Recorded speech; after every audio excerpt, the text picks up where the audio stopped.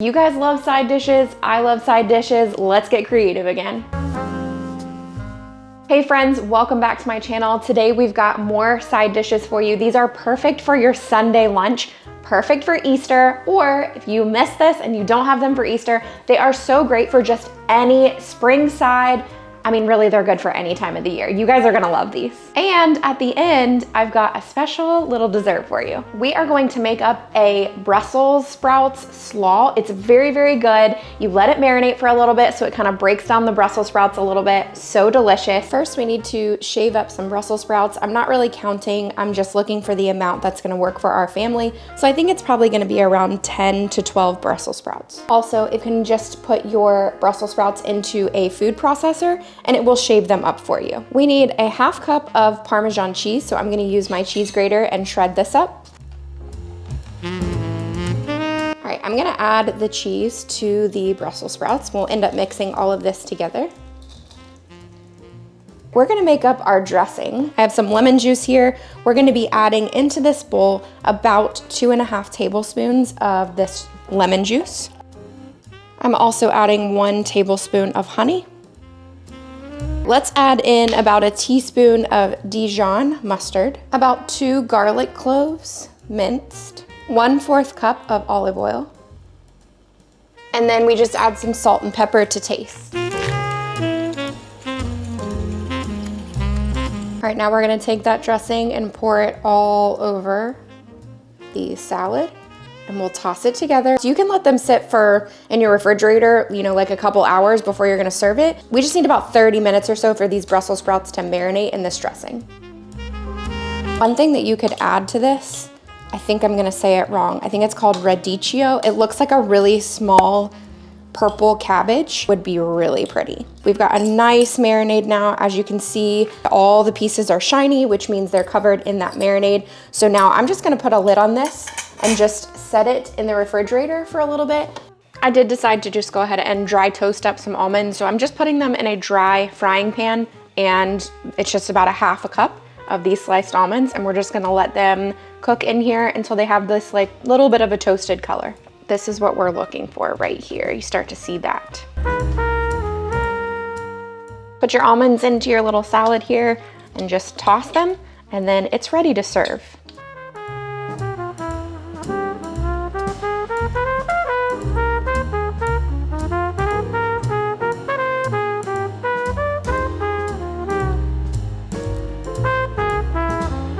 I feel like sweet potatoes go really well with ham, which is such a standard Easter lunch or such a standard Sunday lunch, especially in the springtime. And sweet potatoes are awesome, but you kind of get tired of the same old sweet potato casserole. So today we are going to make scalloped sweet potatoes. Y'all, these smell amazing. I've already peeled this sweet potato. Now we're going to use the slicer portion. I don't know if this is gonna even fit in there. Honestly, I might need to cut a little bit off. We're gonna use the slicer portion of my cheese grater, and we're going to slice this up. One thing I just realized is this is the bowl that I'm gonna be baking in, and I didn't spray it. So we're gonna take all of the sweet potatoes and transfer them, and that way I can spray this bowl, then we can add them back in. Now, I'm not going to attempt to make this like incredibly beautiful or anything. You can absolutely just throw your sweet potatoes in there and then cover them with your sauce, but I am going to slightly attempt to kind of like stand them and make rows. But let me show you what I'm doing here. I'm literally just grabbing a handful and kind of like shaking it into, like you would a deck of cards almost, kind of shaking it into somewhat of a row. I mean, they're all different pieces because I used that slicer. They're all different sizes. If you had sliced them with maybe like a mandolin, or if you had sliced them by hand, you would have a better chance of them all being more even. But I'm always looking for the quick way to do these. And I don't have a mandolin slicer actually. Okay, so I attempted kind of rows. You can see them a little bit. And like I said, I'm not too concerned or worried about this. But if you want to make them really pretty, that's how I would do it. Starting with 1/3 cup of maple syrup here. I'm adding 1/3 cup of butter. We're gonna pop this into the microwave and melt it, but you can absolutely do this on your stovetop too. We are going to add about 1/2 teaspoon of dried rosemary, 1/4 teaspoon of cayenne, 1/2 teaspoon of salt, and about 1/4 teaspoon of pepper. Stir all of this together. So I'm just gonna take my spoon and kind of drizzle rather than pour, so that I try and do my very best to coat all of the sweet potatoes with this. So my oven is currently preheating to 425 degrees. We're gonna put foil over this, and this is going to bake in the oven for about 30 minutes. You can bake it probably up to 35, just depending on the tenderness that you desire for your sweet potatoes.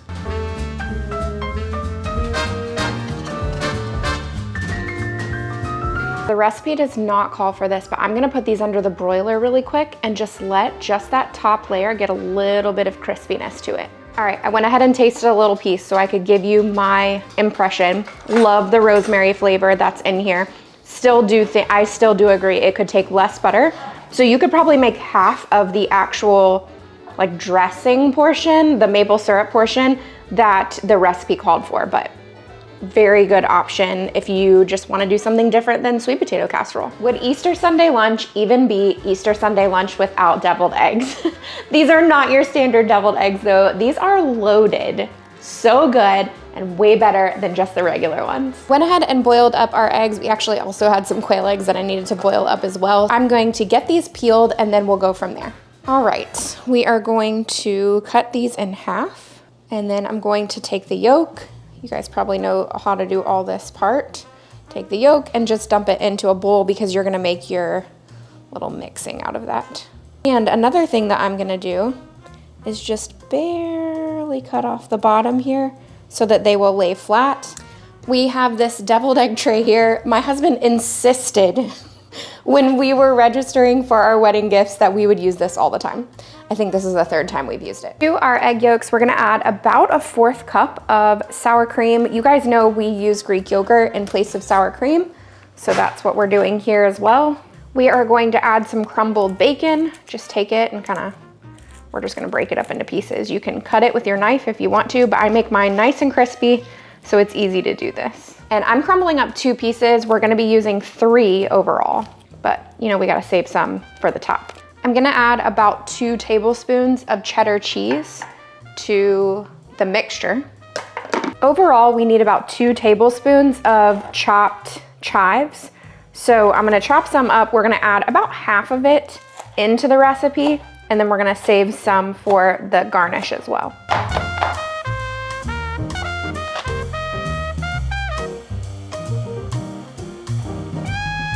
I am gonna add a touch of salt and a touch of pepper.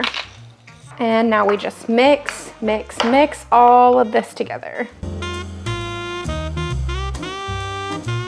Okay, if you have piping bags, you can absolutely use those. I do not, so we do it the fake way by putting a little baggie inside of a cup and then transferring all of our mixture. And you don't have to use a cup, it just makes it easy because then it will stand up. The baggie will.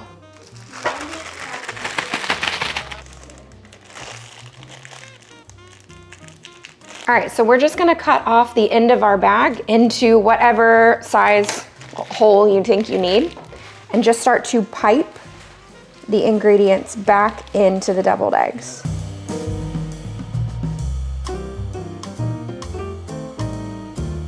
Now we're gonna top with some extra crumbled bacon. Oh wait, I'm doing this backwards. We're gonna use the baggie process again, but this time we just need a little bit of sour cream, and we're gonna make a really small cut this time.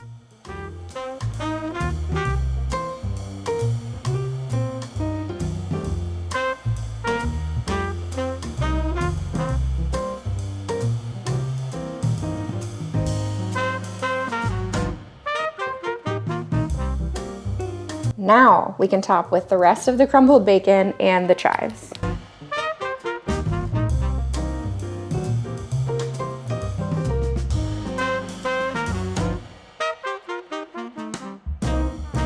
All right, we are going to do a fun little activity as a family, and I'm including this in here in this video because they are perfect for the Easter weekend. I mean, they're perfect for any time, obviously, but they're great for this weekend, explaining just what happened in those 3 days where Jesus died on the cross for our sins and he saved us and then he rose from the dead. And we are going to do this. I am setting up everything and then we're gonna call the family in and we're gonna do this as an activity together. All right, because this activity is done with kids and there's a story behind it, I have everything set up and ready to go. We've got our thing of crescent rolls. This is a cinnamon sugar mixture. It's about a 1/4 cup of sugar and a couple tablespoons of cinnamon. We've got 8 marshmallows. We've got some melted butter. And then over here, a muffin tin that is sprayed and ready to go. Our oven is currently preheated to 375 degrees. So we have marshmallows here. This marshmallow represents Jesus, right? What do you notice about this marshmallow? It's white, right? It's pure, it's clean. Now, what did Jesus do? He took on our sin. So the butter is gonna represent our sin. So you can see it is taking on all of our sin. And then Jesus went to the cross, and he went to the cross and he died on the cross to save us from that sin. What did they used to do with the bodies before they would put them in a tomb? Do you remember? They would cover it with special wrappy stuff, spices. Yeah, they would cover it with spices like frankincense and myrrh, like this, so that it would smell good, right? And then what would they do after that? They would probably wrap up the body and probably. Can I put it in here and wrap it up? Yeah, go ahead. And they put it in the tube. Okay. Like this. Wrap it over like this. Pinch it together so it makes sure it stays closed. Because they wouldn't want that coming open, right? Yep, they would put it in the tombs.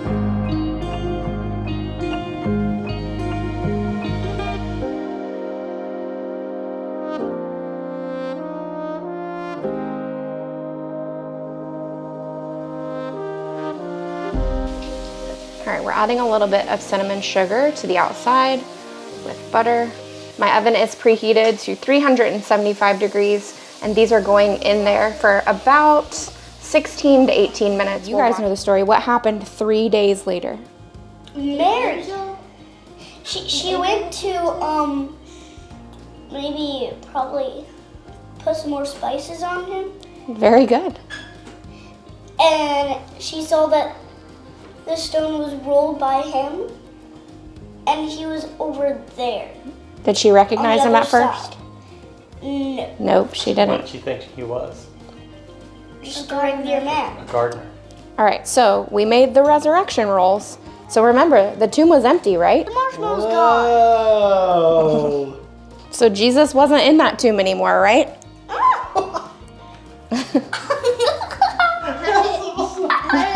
Burned up and evaporated.